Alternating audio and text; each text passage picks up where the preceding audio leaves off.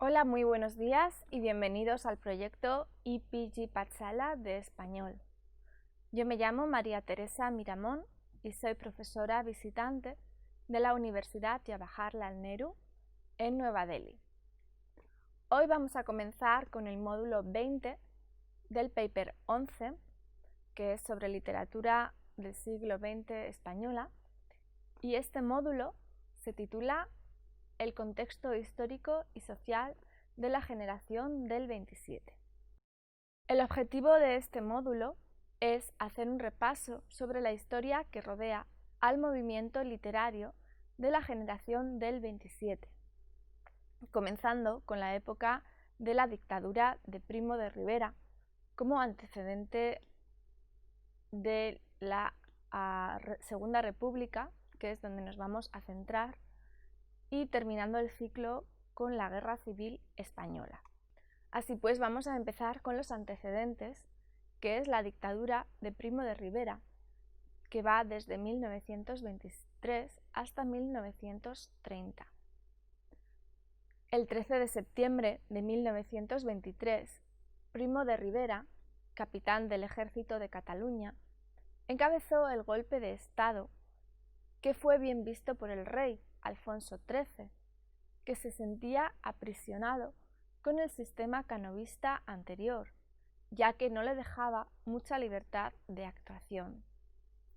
Así pues, Primo de Rivera expresó en un manifiesto al país y al ejército sus intenciones de acabar con este sistema de profesionales de la política y de realizar las reformas que necesitaba el país, económicas, sociales, políticas, etc. A pesar de ser una dictadura, el general permitió la existencia del Partido Socialista Obrero Español, el PSOE, y de la UGT, la Unión General de Trabajadores, ya que no se habían mostrado abiertamente en contra del nuevo régimen, y permitió la publicación del periódico El Socialista. En los últimos años de la dictadura se irían alzando las voces en contra del régimen, incluyendo a estas organizaciones que hemos nombrado. Se dice comúnmente que la dictadura de Primo de Rivera estuvo llena de luces y sombras. Luces porque quería llevar a cabo reformas de gran importancia para el país, algunas de las cuales llevó a cabo, como por ejemplo la mejora de las carreteras y del ferrocarril. También realizó mejoras hidrográficas, es decir, que regularizó los recursos hidráulicos del país y creó monopolios como la compañía Camsa de petróleo o Telefónica de telefonía, y sombras porque al fin y al cabo fue una dictadura impuesta por la fuerza y se denominó a sí mismo como el cirujano de hierro, capaz de operar todos los males de España: los nacionalismos, el tema de Marruecos, el desorden religioso, la corrupción, etc. Pero finalmente estos temas no llegaron a ser solucionados. Respecto al tema de Marruecos, al principio el dictador proclamó su intención de mantener una política de no intervención después del desastre de Anual, donde murieron más de 10.000 españoles. Pero finalmente decidió volver a intervenir y ayudar a Francia en el llamado desembarco de Alhucemas en 1925, donde se logró la derrota de Abd el-Krim. Esta intervención no fue del agrado de los intelectuales, quienes criticarían esta decisión más tarde, tal y como retrata Ortega y Gasset en un artículo de 1930. Vamos a leer un fragmento de este artículo donde se critica esta medida. Dice así Ortega y Gasset en el periódico El Sol. Dice: la dictadura ha sido un poder omnímodo y sin límites, que no solo ha operado sin ley ni responsabilidad, sin norma no ya establecida, pero ni aún conocida, sino que se ha circunscrito a la órbita de lo público. Antes bien, ha penetrado en el orden privadísimo brutal y soezmente. A este hecho responde el régimen con el gobierno Berenguer, cuya política significa: volvamos tranquilamente a la normalidad por los medios más normales. Hagamos como si aquí no hubiese pasado nada radicalmente nuevo, sustancialmente anormal. Pero esta vez se ha equivocado. Se trataba de dar largas. Se contaba con que pocos meses de gobierno emoliente bastarían para hacer olvidar a la amnesia celtíbera de los 7 años de dictadura. Este es el error Berenguer de que la historia hablará. Y como es irremediablemente un error, somos nosotros, y no el régimen mismo, nosotros, gente de la calle, de 3 al cuarto y nada revolucionarios, quienes tenemos que decir a nuestros conciudadanos: españoles, vuestro Estado no existe, reconstruidlo. Delenda est monarquía, es decir, muera la monarquía. Ortega y Gasset realizó una gran labor introduciendo su pensamiento filosófico en España a través de su revista de Occidente. Y esto lo vamos a ver también en la Segunda República, de la que vamos a hablar ahora. La Segunda República Española comprende desde el año 1931 hasta 1936.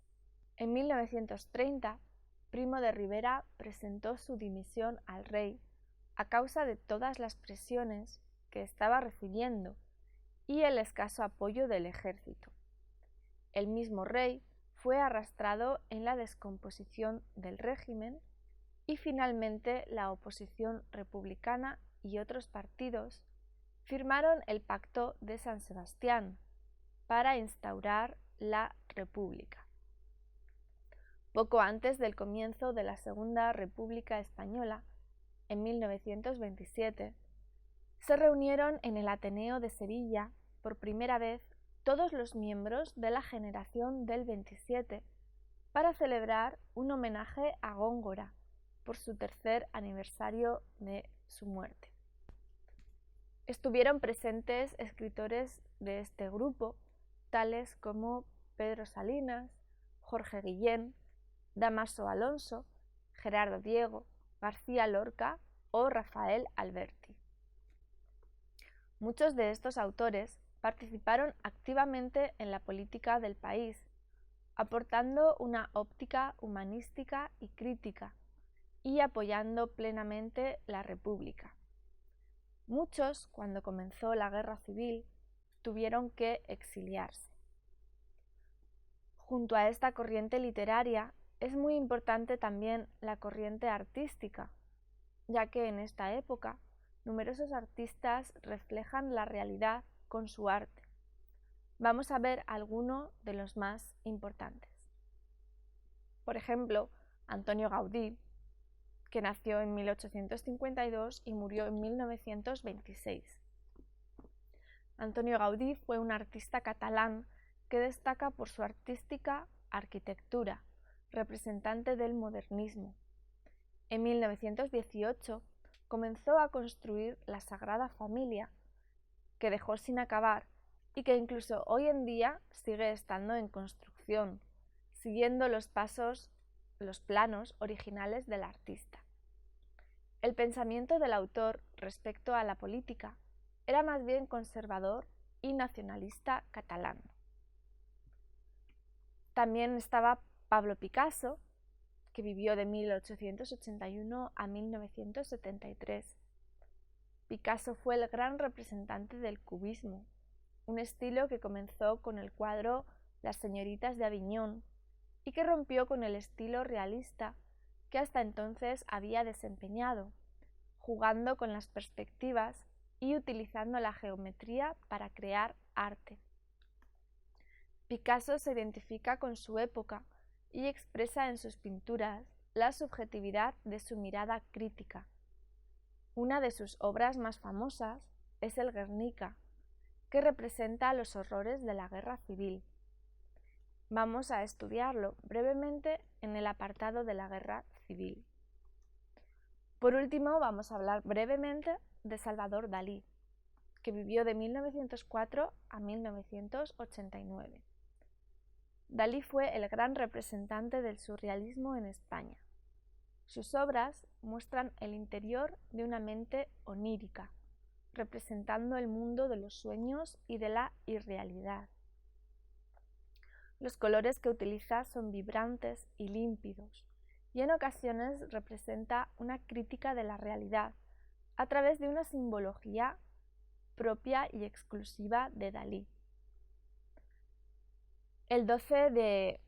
Continuando con el tema de la Segunda República, el 12 de abril de 1931 se celebraron las elecciones municipales para establecer los gobiernos, saliendo vencedor el bando republicano. Se nombró oficialmente la Segunda República Española y se anunciaron numerosas reformas en educación, agricultura, etc. Se elaboró una nueva constitución en la que se plantearon leyes modernas y revolucionarias, en comparación con la época anterior. Vamos a ver un ejemplo de estos nuevos artículos. Artículo primero. España es una república democrática de trabajadores de toda clase, que se organiza en régimen de libertad y de justicia. Los poderes de todos sus órganos emanan del pueblo. La República constituye un Estado integral, compatible con la autonomía de los municipios y las regiones. La bandera de la República Española es roja, amarilla y morada. Artículo segundo.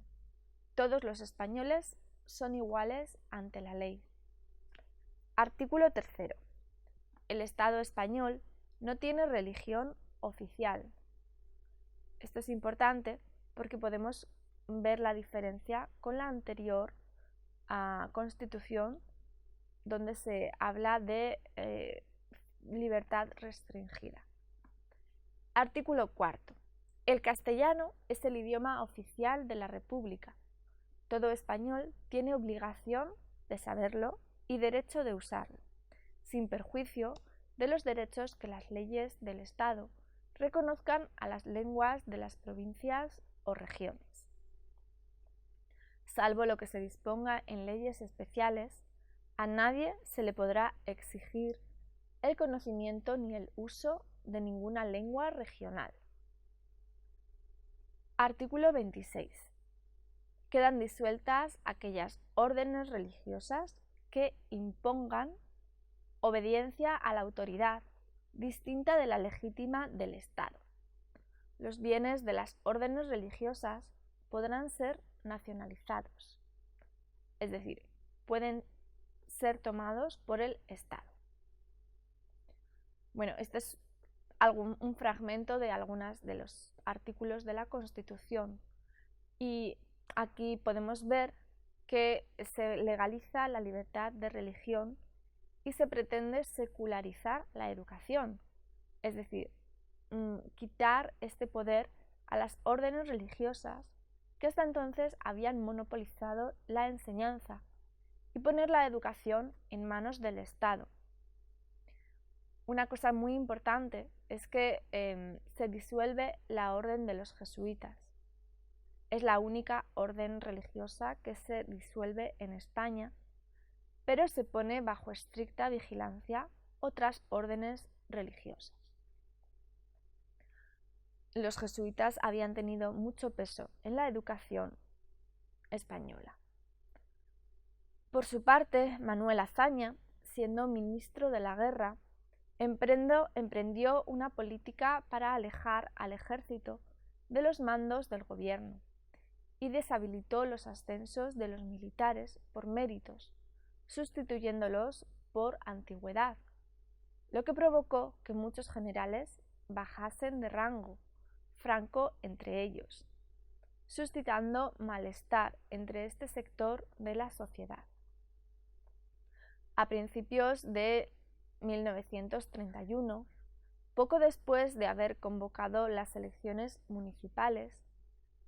También se creó la agrupación Al Servicio de la República, que es un movimiento para salvaguardar los intereses de la misma, ya no políticos, sino ideológicos y culturales. No era un grupo de interés puramente político, sino una agrupación formada por intelectuales, alguno de ellos perteneciente a la generación del 27. Fue creada precisamente por Ortega y Gasset, Gregorio Marañón y Ramón Pérez de Ayala. Su manifiesto fundamental fue publicado en el periódico El Sol, donde Ortega y Gasset solía publicar habitualmente, en febrero de 1931. Vamos a leer un fragmento de este manifiesto fundamental. Dice así: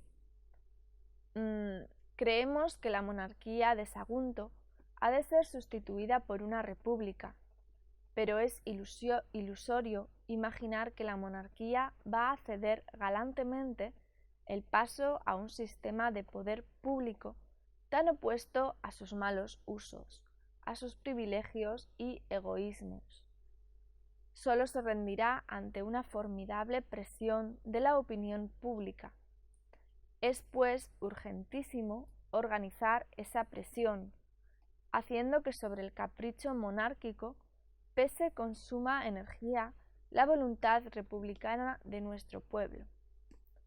Esta es la labor ingente que el momento reclama.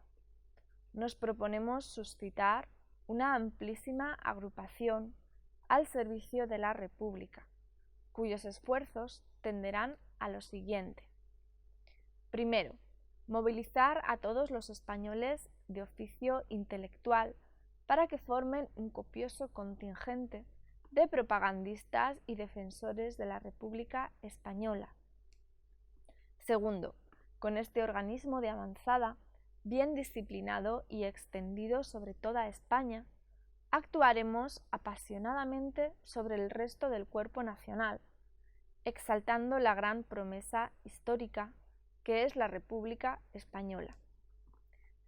Tercero, pero al mismo tiempo, nuestra agrupación irá organizando desde la capital hasta la aldea y el caserío la nueva vida pública de España en todas sus bases, a fin de lograr la sólida instauración y el ejemplar funcionamiento del nuevo Estado republicano.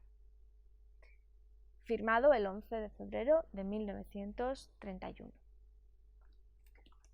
Este nuevo artículo sigue la línea del publicado anteriormente por Ortega, criticando el error Berenguer después de la dictadura. La agrupación no participaba activamente en la política de las Cortes, sino que apuntaba información, intercambiaban opiniones y ejercían una crítica tanto positiva como negativa al gobierno, y como ellos mismos dicen, una labor propagandística por todo el territorio español. Pero el líder del grupo pronto mostró su desencanto por algunas decisiones políticas de la República, y el grupo se disolvió en octubre del 32, justificándose diciendo que la República ya estaba lo suficientemente consolidada. Las reformas que el gobierno de Azaña quería realizar se fueron complicando y alargando, lo que generó un gran malestar, sobre todo entre los campesinos y asalariados rurales, que pensaban que al llegar la República, las tierras iban a ser repartidas inmediatamente. La ley de reforma agraria que el gobierno quería impulsar fue postergada una y otra vez y tan solo llegó a ser efectiva para unas 2000 familias. Esta ley consistía en el reparto de tierras pertenecientes a los latifundistas o terratenientes que estaban mal cuidadas o no cultivadas, bajo el pago de una indemnización, excepto en el caso de los grandes de España, que habían apoyado el fallido intento de golpe de Estado del general Sanjurjo, cuyas tierras se iban a repartir sin una indemnización previa. El agrupamiento de los partidos de derechas en una sola agrupación llamada CEDA, Confederación Española de Derechas Autónomas, hizo posible que todos los votantes de los partidos de derechas unieran sus votos y salieran victoriosos en las elecciones. Sin embargo, el presidente de la República, Alonso Zamora, no permitió a su líder, Gil Robles, alcanzar el gobierno, ya que algunas de sus ideas rozaban el ideario fascista. Así pues, con el apoyo de CEDA, que había obtenido la mayoría de los votos, formó gobierno el republicano centrista Lerroux, bajo la promesa de frenar todas las reformas que se habían llevado a cabo anteriormente. Así es como comenzó el llamado Bienio Negro y las reformas de las reformas, es decir, las contrarreformas. En 1934, al final del Bienio Negro, ya se percibía la decadencia de la República. Una revolución de izquierdas en las ciudades y zonas rurales de Asturias fue duramente reprimida por el ejército, de vuelta en el mando civil, y fueron encarcelados 3 líderes de la izquierda: Azaña, Largo Caballero y Companys. Los partidos de izquierda, ante el notable desequilibrio de poder y ante la rápida degradación del sistema, decidieron hacer una coalición, también una agrupación, que se llamó el Frente Popular. En 1936 se celebraron unas nuevas elecciones en las que salió victorioso el Frente Popular, pero ya era tarde para calmar los ánimos de los cada vez más alterados extremistas políticos, y el ejército y Franco, en concreto, ya habían establecido contactos en la península, y la guerra civil era cada vez más inminente. Así pues, vamos a pasar al último punto de este módulo, que es la guerra civil, que va desde 1936 a 1939. El 18 de julio de 1936 fue asesinado Calvo Sotelo, un líder de la extrema derecha, lo cual ocasionó el detonante para que los militares comenzasen el levantamiento militar, que comenzó en Melilla y se expandió por el protectorado de Marruecos y a la península. El inicio de la sublevación militar comenzó con un manifiesto de Francisco Franco que decía lo siguiente. Vamos a leer un fragmento de este manifiesto. Dice así: Don Francisco Franco Bahamonde, general de división, jefe superior de las fuerzas militares de Marruecos y alto comisario, hago saber. Una vez más, el ejército, unido a las demás fuerzas de la nación, se ha visto obligado a recoger el anhelo de la gran mayoría de los españoles, que veían con amargura infinita desaparecer lo que a todos puede unirnos con un ideal común: España. Se trata de restablecer el imperio del orden dentro de la República. Para llevar a cabo la labor anunciada, ordeno y mando.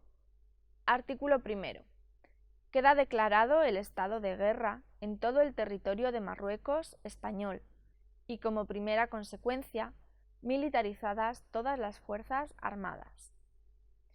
Melilla, 17 de julio de 1936. Bueno, la guerra civil transcurrió por todo el territorio español. En el bando republicano estaban las zonas mineras e industriales, con menos recursos agrícolas y más bocas que alimentar. En el lado nacional, las zonas más rurales o interiores, con mayores recursos alimenticios. Vamos a describir la guerra civil brevemente, pero si queréis más información podéis acudir a los módulos de historia. Las tropas del lado nacional se distribuyeron, quedando el ejército de Marruecos en el lado nacional, con unos soldados muy bien disciplinados y profesionales, liderados por Franco. El bando nacional tenía como objetivo ganar la ciudad de Madrid, empeño por el que la guerra duró 3 años. En este lapso de tiempo, los horrores de la guerra dejaron un lastre que incluso hoy mantiene huella en la sociedad española. Uno de estos horrores de la guerra quedó retratado en el cuadro titulado El Guernica, de Picasso. Vamos a leer un fragmento del libro de historia de bachillerato que dice lo siguiente. El día 26 de abril de 1937, en su avance hacia Bilbao, Franco manda a aviones alemanes de la Legión Cóndor e italianos que estaban a sus órdenes bombardear la villa de Guernica, en Vizcaya, objetivo que carecía de valor militar, pero que era el símbolo del nacionalismo vasco. Era lunes, día de mercado, y los muertos entre la población civil sumaron más del 1.000.000. La vida fue sistemáticamente destruida por sectores, en un ensayo de lo que serán los grandes bombardeos de la Segunda Guerra Mundial. La propaganda franquista negó siempre esta atrocidad, afirmando que la destrucción la habían producido en su retirada, y cito, los dinamiteros asturianos y las hordas rojas. El pintor Pablo Picasso recibió el encargo de la República Española de pintar un cuadro que representase la brutalidad de la guerra para la Exposición Internacional de París de 1937. Eligió este tema, que es a la vez cubista por la descomposición de las figuras y expresionista por el dolor y la angustia que expresa. Lo cierto es que el Guernica refleja con una simbología propia de Picasso los horrores de la guerra reflejados en personas comunes, como por ejemplo una madre con un niño muerto en los brazos, que se puede ver a la izquierda del cuadro, o un hombre implorando por su vida a la derecha del cuadro, o un soldado muerto con una espada rota en la mano, abajo en el centro del cuadro. Los poetas y escritores de la generación del 27, como podemos ver en otros módulos que especifican más la vida de cada uno de ellos, protestaron y escribieron poemas contra la guerra civil, la mayoría desde el exilio. García Lorca murió durante la guerra en misteriosas circunstancias y nunca se llegó a encontrar su cadáver.